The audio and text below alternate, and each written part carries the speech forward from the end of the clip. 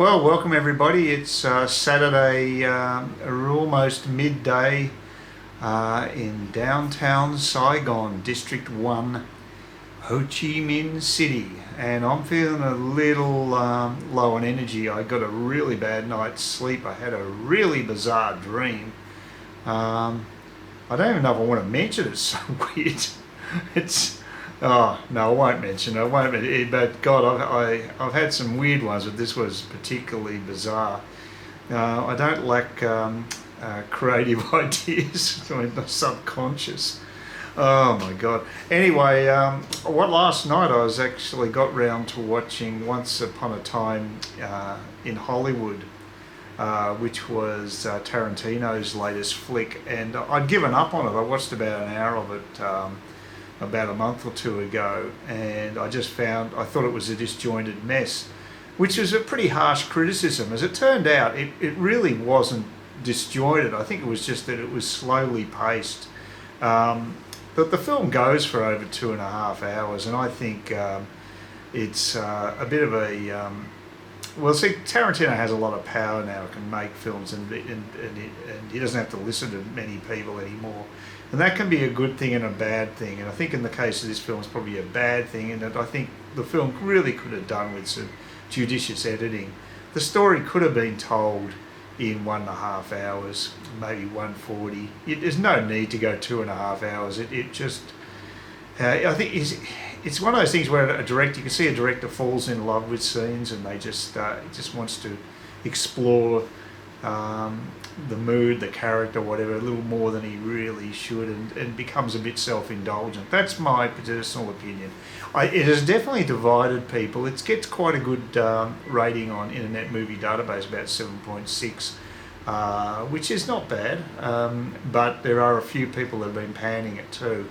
I'm sort of now more midway. I would have panned it if I hadn't watched this again. But look, it's still got the Tarantino stamp on it. There's some very good things about it. The acting's extremely good.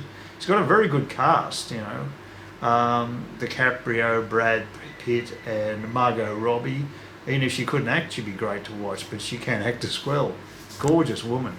Yeah, look, the film itself pays a nice homage to the period it was set in, which was pretty close to the moon landing, just in 1969, early on in the year. That's where it begins anyway, and it deals with that period of Hollywood quite well. It sets the scene, but as I say, it just needed a lot more editing, in my opinion, to make it into a much better film.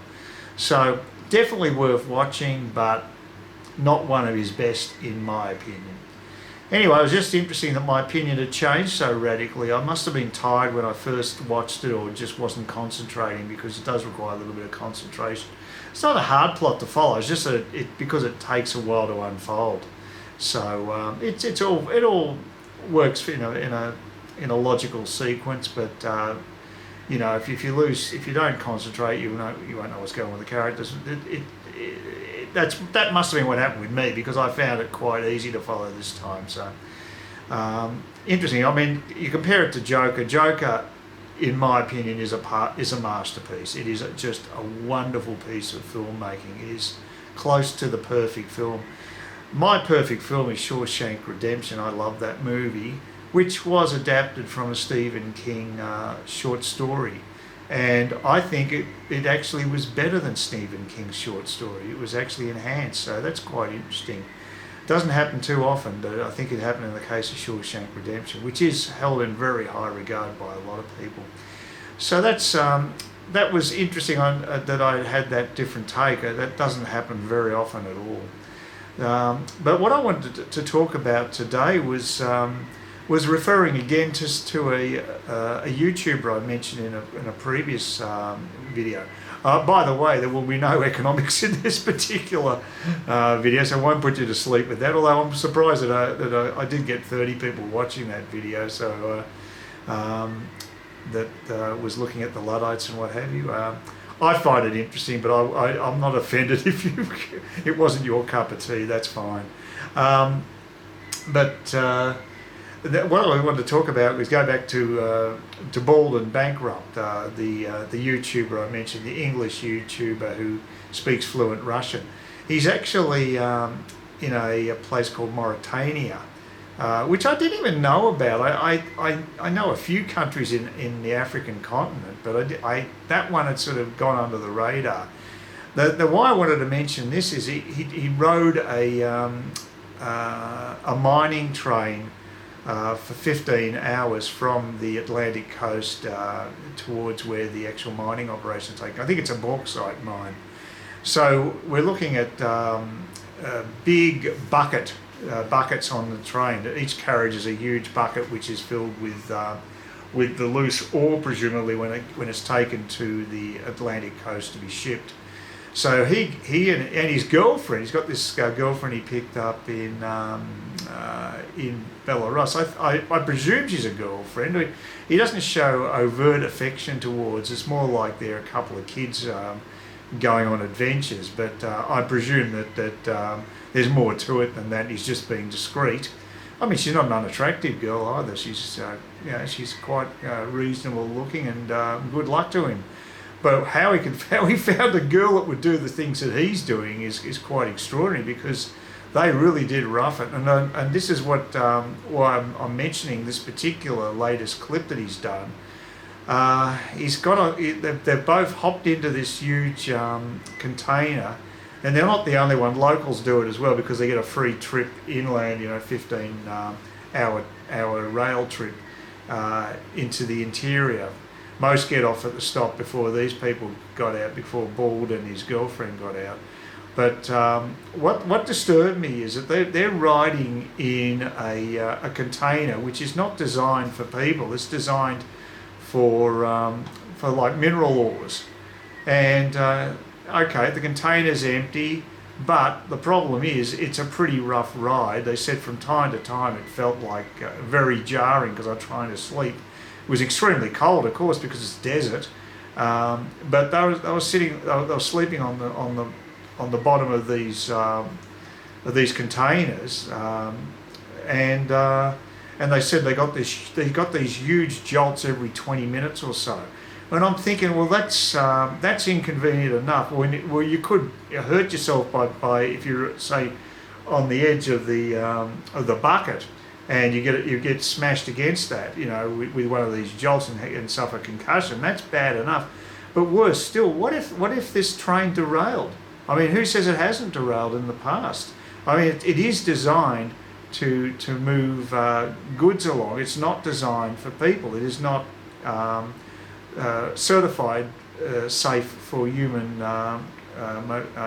habitation or human use. So.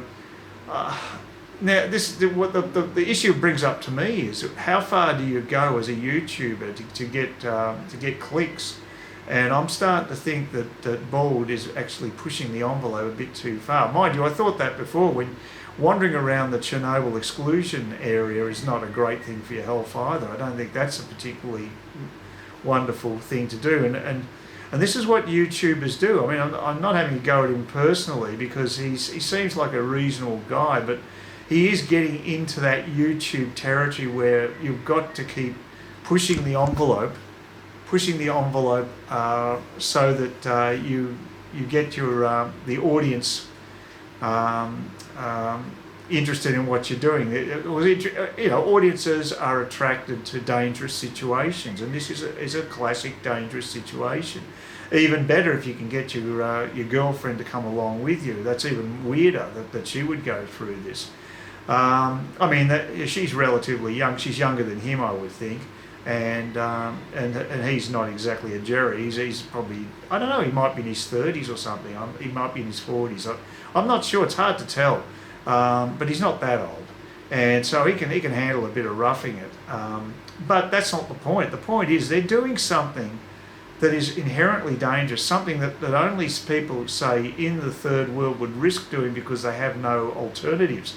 He is from the first world. He does have an alternative, and I'm just wondering whether it is really wise, because unfortunately his series of films could end up in a snuff movie finale, because he could do something that's so dangerous he either gets injured very badly, or worse still, he could perish. And with this girl as well. I mean, I loathe the nanny state, so I don't know where.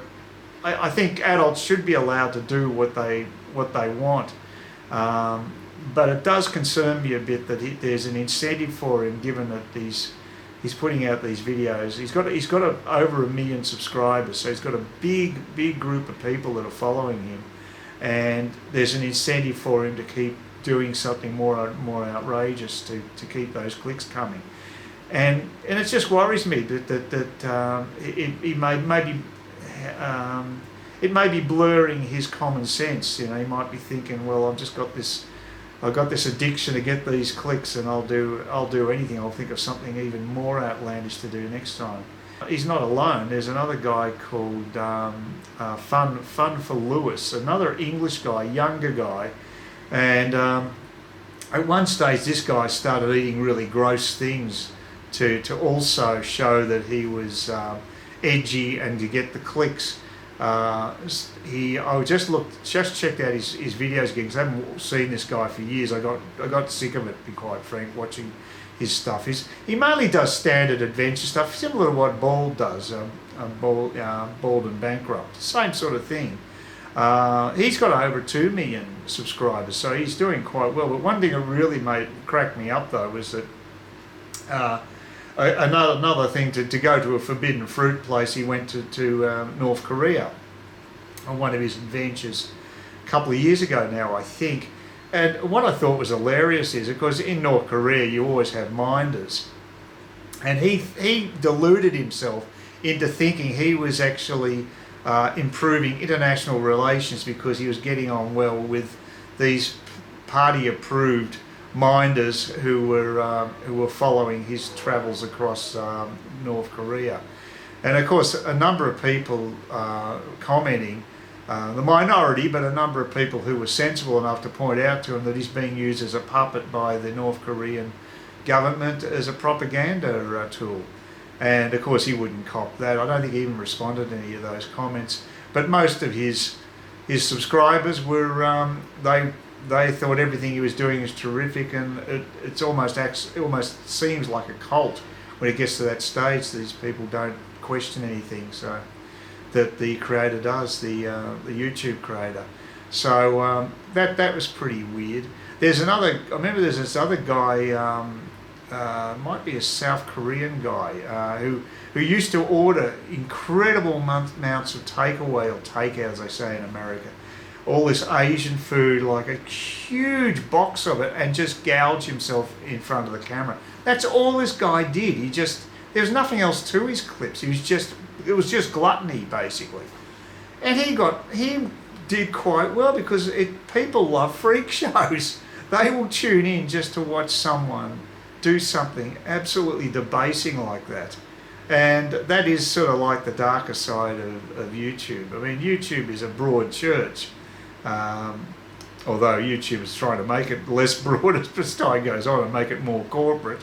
But YouTube in the past especially has been a broad church, and you get lots of differing people putting content on there. So yeah, that's pretty interesting.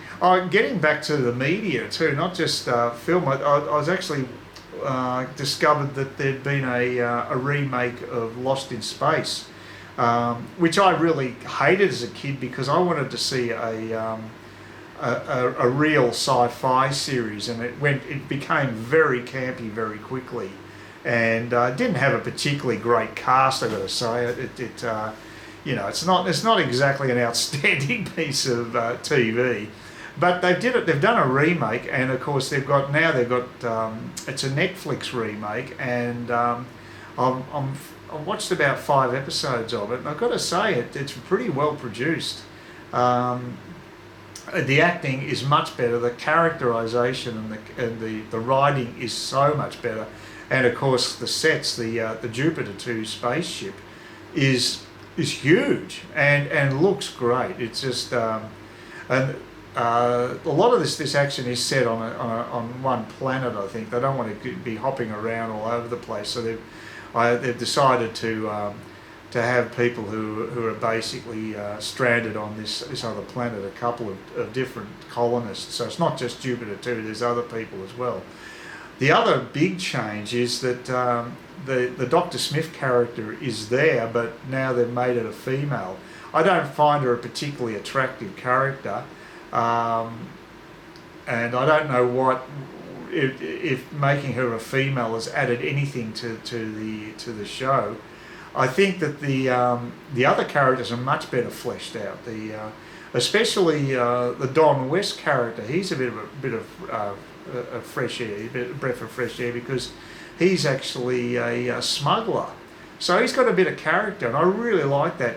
The husband and wife team, they're played by pretty reasonable actors as well, and there's lots of tension in the marriage. As a matter of fact, I think they were separated up until the point they went off on this journey. So yeah, it's a lot of interest there, and the daughters are much more fleshed out. They've actually got really strong personalities. So that's good. I've got to say they've made some major improvements on the original story, and it's much more based on a sci-fi basis rather than I don't know. It's almost like what they did with Batman in the 60s. It was a very garish colours and campy, and sort of set itself up, and that's exactly what Lost in Space was like. And that's what I didn't like about it. It wasn't even trying to be a serious sci-fi.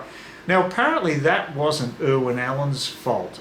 It was actually the network said that they wanted them to go down that track, because I know the first couple of episodes of the original series were much more serious than the ones after that. And that's when the network told Irwin Allen, you're just going to have to basically camp the whole thing up. This is entertainment. We're not doing serious sci-fi. And boy, they made that clear. But I loathed it as a kid, because I was desperate for any decent sci-fi in the 60s. When I grew up, a lot of shows were cowboys and Indian type things, Texas Rangers, all that sort of stuff, which I just had no interest in.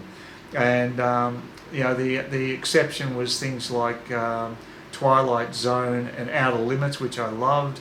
And then Star Trek was just a revelation, but there weren't many shows like that. It was a very rare treat, and Irwin Allen. I mean, Voyage Beyond the Sea started off quite well too, and then went pretty weird. The storylines became more and more ludicrous, and some of his other shows, my God, he's not exactly a fantastic. He wasn't exactly a great producer, in my opinion. But I think Netflix have done a great job with this show. And I'm only halfway through the first series. It's been commissioned for a second series, and I'll be following it. And so far, it's quite watchable. I'm very impressed. I mean, we've had some pretty good sci-fi of recent times on TV. The Man in the High Castle started off really well, and boy, it ended is a disaster, in my opinion. Really went. So a lot of these shows, they just fall in a heap at the end. It's either because they get different people in writing or producing, or they run out of the source material, and then it just shows you how weak the staff writers are at actually producing the same sort of plots. And that's what happened with Game of Thrones. That was just terrible at the end. But there are many good shows, and I'm glad they're doing that. And apparently there's another one. If you're into sci-fi, you may have read Isaac Asimov's Foundation series. That's a real classic series, and that's another one that will be being produced for the small screen in the near future. So I'm really looking forward to that. But today I'm actually looking forward to having a nap a little later on. I'll probably keep this one short and sweet, because you've heard me raving on for ages. I'm going to try to actually add some shots of cans that I took with this camera and the tripod on that windy day. But the thing is, with the Filmona, Film,